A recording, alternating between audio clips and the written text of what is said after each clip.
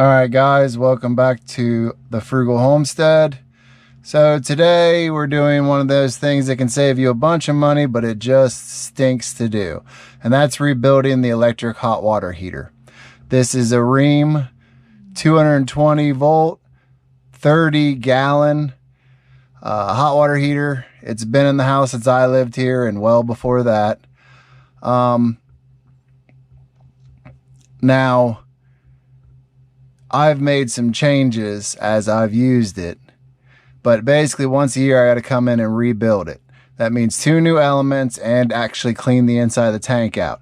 A lot of people don't realize a hot water heater doesn't go bad just because it stops making heat. Until the tank's actually leaking, there's nothing wrong with it. But things can happen, like your thermocouplers, or your elements as they're called, can go bad. Your thermostat can go bad, or the tank can fill up with crud, which most plumbers will tell you, oh, it's no good, you got to change it, just because it's a lot easier than what I'm about to do.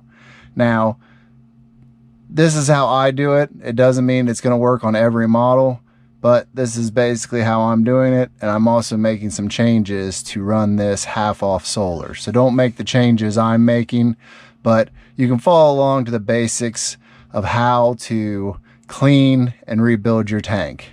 So let's get started. So the first thing you need to do is go turn your breaker off. Before you touch anything, turn your breaker off.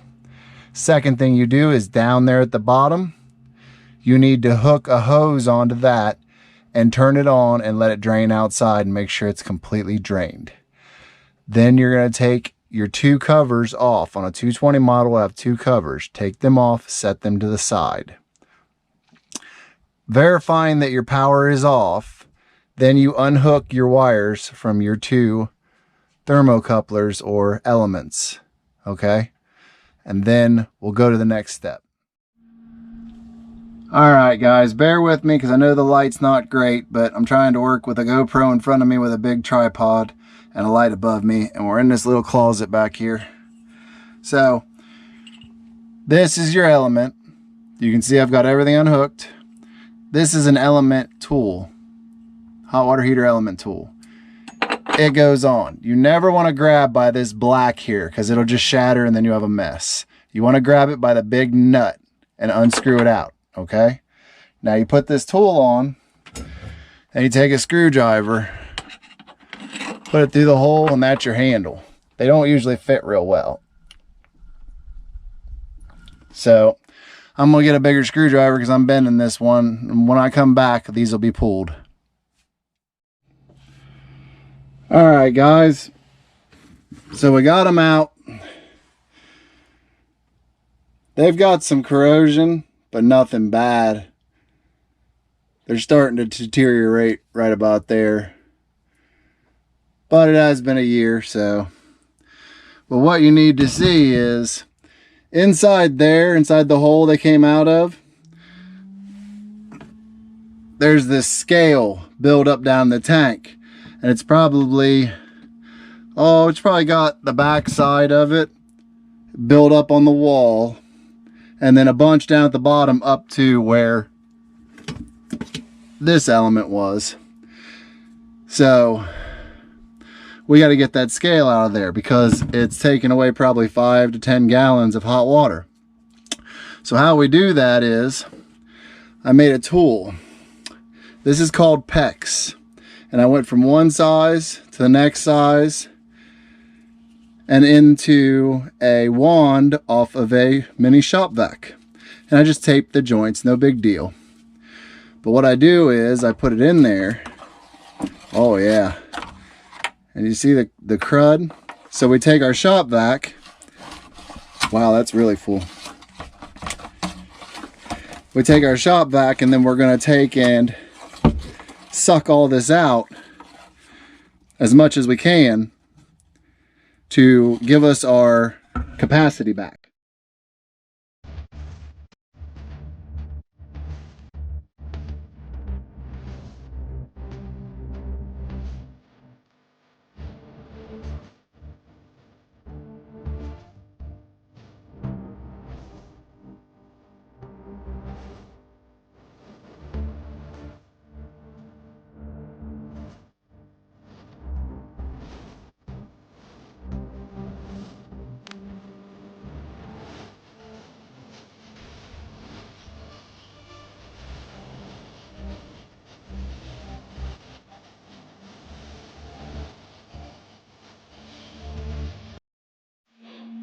Okay guys, this is just a small sample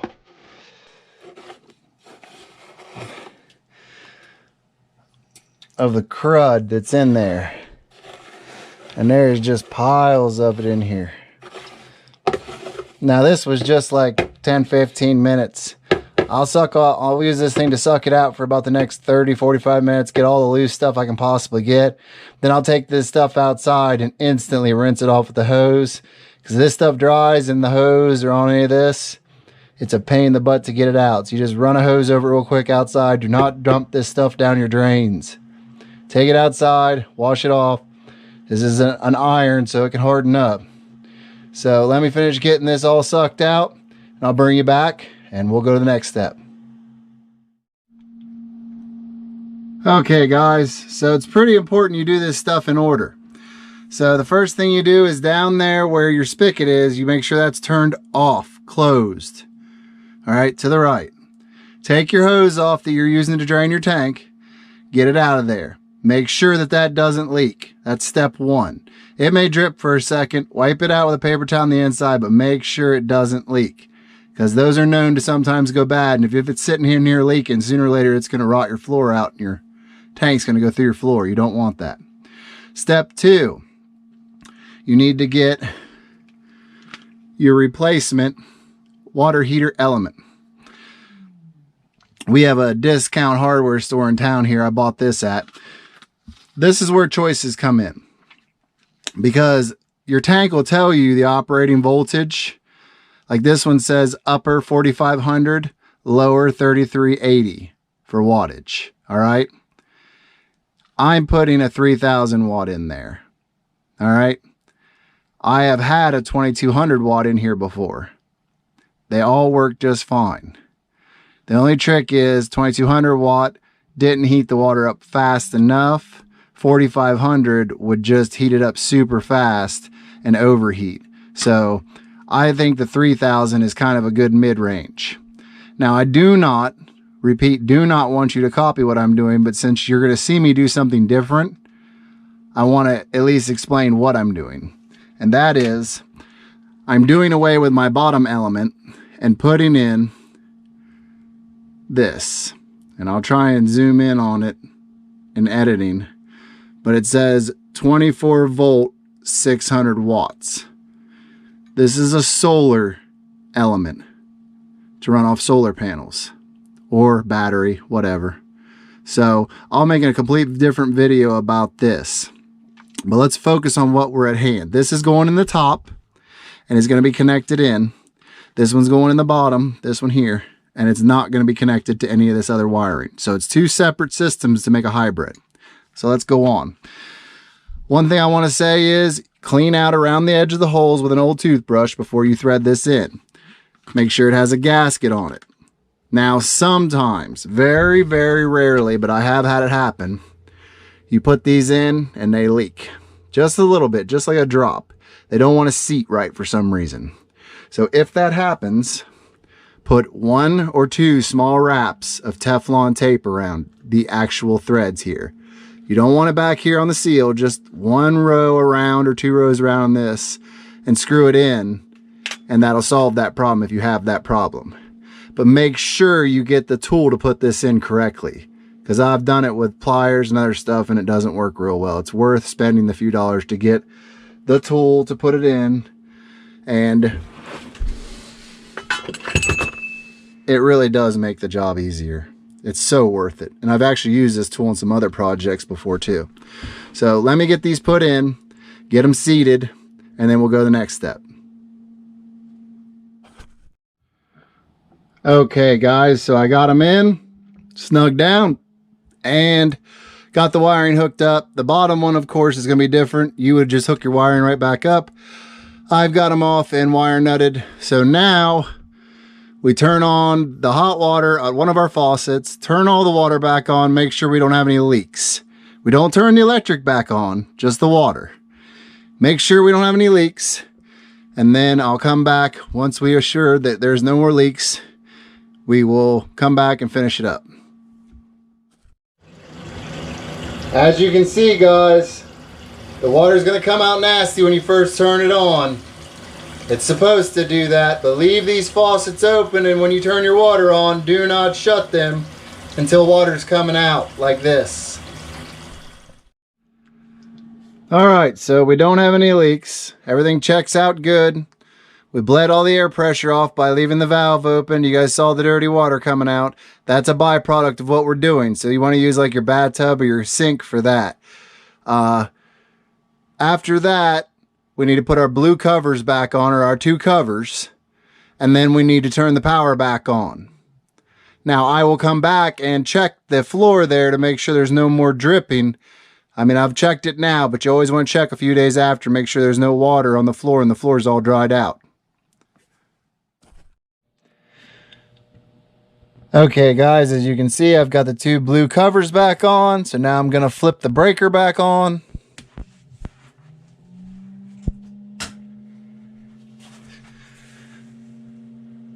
Okay, and I can hear it starting to heat up.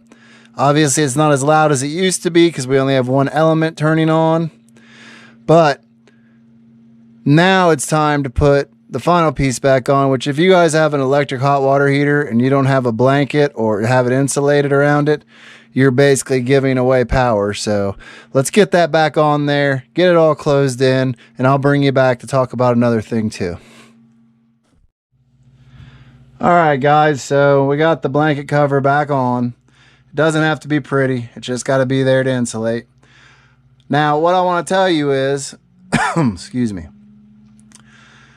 this saved me about $450 with tax and everything. A comparable 30-gallon at Lowe's right now is just about $400. So by the time you get tax and then, you know, $20, $30 to go pick it up because it's in a whole nother city, you know, you're going to have $450 in it. And I just spent like $8 to clean it and put it back together. So it can be done. And if you're having issues and you're on a well, more than likely this is probably what's going on. So you don't always have to pay somebody to do it for you. Now, another thing I want to talk about is there's an upcoming video coming up about how I put solar to this. And that is not for solely heating with solar. It just heats it throughout the day to help out some, or to keep it warm when the power goes out. That way, you know, we don't have anything break. But I'm going to do a video upcoming about another piece we have on here, which is the timer. I don't know if you can see it in this frame. It's in the top left-hand corner in that box. Those are about $50. And basically it kicks this on and off at certain times during the day, so we're not just running it all day senselessly, because no one's here most of the day using it. So look for that video to be upcoming. I hope you guys enjoyed it. Thanks for coming along with us on this repair on the Frugal Homestead. You know, we do these homestead vlogs just so you guys can kind of see what we're getting into and how we do things. It doesn't mean it's the right way. It's just the way we do it. So we'll see you in the next one.